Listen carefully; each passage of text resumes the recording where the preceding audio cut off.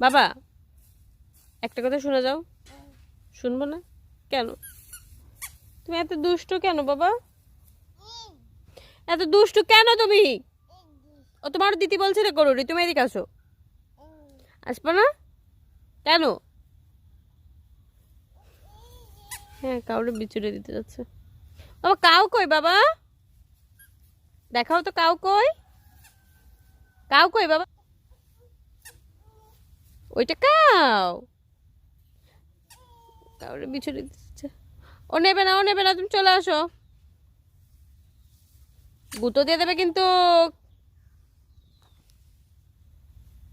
শিগগির আসো, শিগগির আসো।